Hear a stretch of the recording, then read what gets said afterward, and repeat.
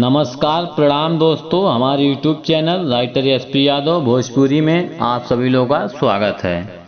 आज मैं आप लोगों के बीच में आज जेल होई काल बेल होई सॉन्ग पे बहुत हिट मैटर सॉन्ग लेके आया हूँ। हई गोरखपुरिया डरी न केहू बाप से, काटा लेके चली हम अपना हाथ में। हई गोरखपुरिया डरी न केहू बाप से, काटा लेके चली हम अपना हाथ में।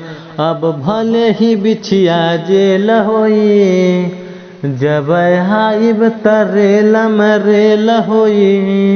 दुश्मन के खेल खत्म होई, जब आइब तरेल मरेल होई। दुश्मन के खेल खत्म होई। हम बदमाश हई भाई बदमाश बा, नेता नेती सब केहू हमारे साथ बा। हम बदमाश हई भाई बदमाश बा, नेता नेती सब केहू हमारे साथ बा।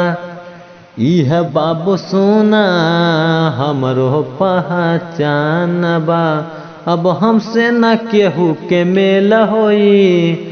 जब आइब तरेल मरेल होई। दुश्मन के खेल खत्म होई, जब आइब तरेल मरेल होई। दुश्मन के खेल खत्म होई। भागेला दुश्मन एसपी भोला के नाम से, मार दिला गोली बात आवे जब सम्मान के। भागेला दुश्मन एसपी भोला के नाम से, मार दिला गोली बात आवे जब सम्मान के। यह काम कोयला के तरीका मारबा, अब खत्म सब कर झमेल होई। जब आइब तरेल मरेल होई।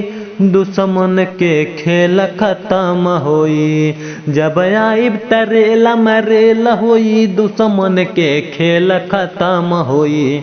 हमारे YouTube channel writer SP Yadav Bhojpuri को सब्सक्राइब जरूर करें।